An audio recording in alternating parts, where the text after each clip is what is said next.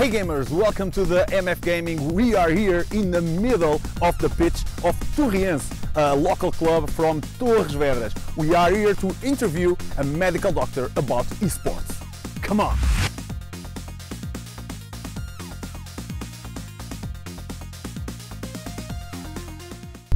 So, can you introduce yourself? Yes, hi, I'm Marcos Agostinho. I'm a general practitioner. My specialty is in family medicine and with a postgraduate degree in sports medicine, specializing more in the exercise part, exercise medicine. I'm also a team physician, team doctor here for the local football club, which is a Sport Club União Torreense. And I currently hold the position of a senior associate editor of the British Journal of Sports Medicine and deputy editor of the BMJ Open Sport Exercise Medicine also. So yeah, that's basically my introduction in a wrap-up. Whoa! So, what do you think about esports in general? My reply here could be biased if some people think of it that way. I mean, I was brought up in the electronic era. I'm, from the 70s generation. I was born in the U.S. I'm one of those kids that was one of the first to have a Nintendo game, and I remember playing ever since I was small. I grew up with the whole evolution of the whole electronic sports era. So, not having time, of course, at this moment to invest my focus in that, I look at esports basically as a evolution from the beginning, and I think it has its place ever more so. It's a growing industry. It's a growing sport. Nowadays, it's looked upon as a sports too, to my surprise. I don't look at it in a negative sense. I look at it in a very positive attitude. But of course, as in everything, I think it needs to be recognized, homogenized in a certain sense, apply some international standards, and of course, I think it needs to be regulated also and looked upon in a health aspect also. So today sports are changing in a real fast pace, but still some programmers are mainly truly terrible diets and habits, and in other sports that is not tolerated. Do you think this is one of the main issues we are facing regarding to put the esports like a real sport? Yeah, most definitely. I mean, because that's the whole cliche. You look at those. I mean, that's something that's not surprisingly in the actuality. It's something that's been hooked up on ever since the beginning of console games and electronic games, because it's a very sedentary behavior.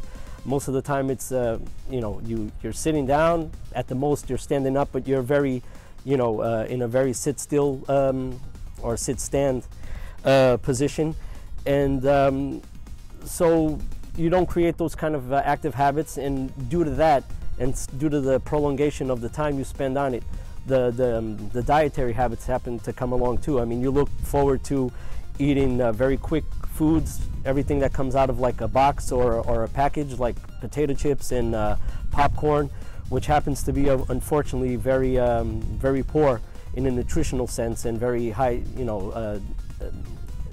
very low density in calorie sense. So yeah, you can look at it as an association. It doesn't have to be so, of course.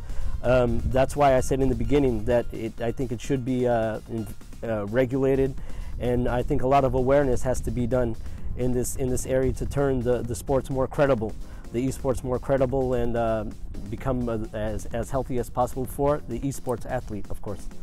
Both e-gamers and professional athletes dedicate many hours practicing their sports, either in personal skills or team performance.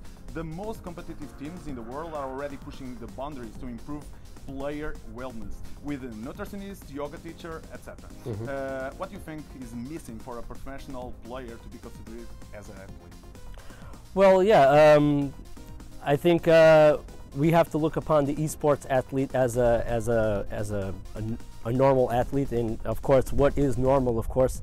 But I think that one of the reasons I'm here, and I'm very delighted to be invited for this interview. I would like to plug a very recent article, a scientific article that came out in the publication which I work for, the BMJ Open Sport and Exercise Medicine Journal, and there was an article that came out in January, and I think mainly we can give out the link because it's an open access. So I think everybody listening to this interview, it's very user friendly in a very friendly sense. I think everybody should read it. Anybody who has an interest in this area, be a doctor, any type of health professional. Yeah, so there was an important article that came out in January of this year, recently, and it defends that. It defends a multidisciplinary approach to the esport athlete, considering an esport athlete as a regular athlete. So I think there's a place for the nutritionist, there's a place for a sports psychologist, there's a place for an osteopath, a physio, and of course the team doctor being the manager of the medical team. And of course there should be a big intercommunication between all these players along with the patient, in this case the esports athlete, as the center of focus. And this team also should be also in constant communication with the trainer or the coach of the esports team.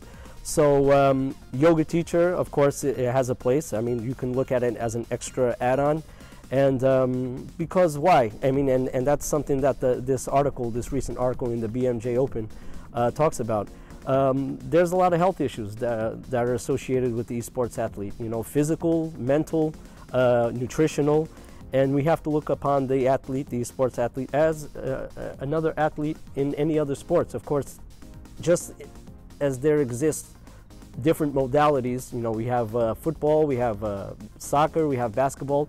Each one has its own areas of expertise and necessities. The esports athlete also has its areas of expertise and necessities, but it has to be looked upon the same. So I would put more or less everything in the same bag, everything separated, but I wouldn't exclude or put the esports athlete alongside or you know, beyond or something as extraterrestrial when you look at any other athlete. I mean, maybe I'm saying something that would shock the traditional model of sports, but you know, I think we're evolving in a society and a technological society in such a manner that it should be embraced other than excluded, and it does have its place. So yeah.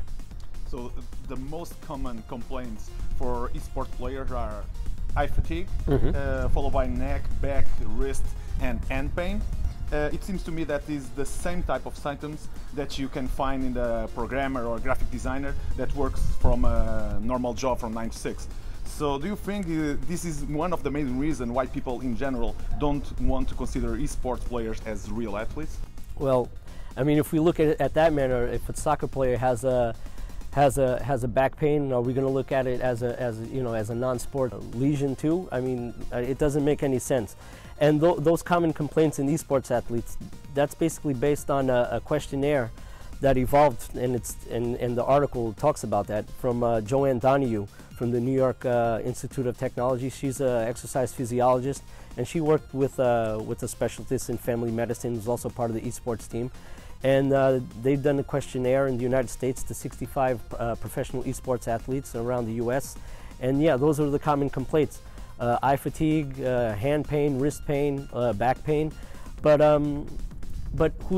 which is the athlete in any other type of modality that doesn't have that type of complaint also? Of course, there's work-related pain that's also the same. Like you said, a graphic designer, a computer worker, even a secretary worker, somebody that works at their desk all day long. It's the same complaints. But if you look at it that way, sports and exercise medicine is also evolving, and it does have its place to helping out those type of complaints too. I mean, it's basically a combination of an evaluation from someone like me, a primary care sports medicine physician, working alongside a physio that would help out to execute the type of non-pharmacological or non-surgical type of treatment. In this case, a lot of massage, a lot of postural re-education. So I think once again we're trying to exclude people out of commonplace, and we're putting everybody in their own places. And I think we should just embrace everything as a whole, and of course in a personalized fashion, no doubt. I think you already answered this question, but I'm going to do it anyway. Yeah. So in your point of view, can esports be included in the clinical sports medicine curriculum? Yes, in my opinion, I think so. And of course, I'm not the first because surprisingly, the people that I just mentioned before, Joanne Donahue and Hallie Zebwell from the New York Institute of Technology, they do have they work in the department, a sports medicine department, but they do have a section on esports medicine. So it's a reality. And in 2017, the International Olympic Committee recognized esports as a professional modality also. So that's something that I think, you know, we're just going to have to accept, because it's natural. Of course, it's as in any other type of modality. If we look in that manner, a couple of years ago, the extreme sports was also frowned upon, or it was something new. But that's just the way it is. I mean, when you have something new, you don't really understand it that well, you don't know it too well, so you have the tendency to push it away or not invest as much. You know, you try to hang on to something you know better. But in esports at this moment, being a novelty in a sports medicine sense, I mean, not too many people know about it, not too many people want to invest in it, and when you don't know, you really don't give it enough issue. But I think, you know, for some people to recognize it as such, and for the International Olympic Committee to recognize it as such, yeah, it does have its place, and it should have its place in the sports medicine curriculum. And once again, the article defends that. The January article in the BMJ Open defends that it should be part of the sports medicine curriculum. And you know, they have enough evidence to back that up. Yeah. How many years are we away from seeing esports in the in the Olympic Games? That's something I really can't tell. I mean, it could be within the next 5 years, or maybe it can take 10 or 15. I remember being a big, and I still am a big beach volleyball fan. And at the time when I got hooked on it, it wasn't considered an Olympic sport, and rapidly it became. Surfing also, it was always looked upon as an alternative sport, something cultural and not in a sports sense. And rapidly it became an Olympic sports too. So like I said, I really can't tell you in a time sense if it's going to be next year or within the next 5 years. But once again, for the International Olympic Committee to recognize esports as an official sports modality in 2017, and we're talking about 2 years ago, I don't think it'll take too long to be considered as a professional and an Olympic sport. Yeah. You will find the link for this article in the comments down below. Thank you so much for your time. No time. Okay. Nice, really nice to meet you. Likewise. Okay. So here you have the interview with Marcos Agostinho, a medical doctor, and his opinion about the esports athletes. I hope you enjoyed the video. Drop that naughty like, leave a comment down below, and don't forget to subscribe to the channel, click on the bell so you won't miss a thing. See you soon.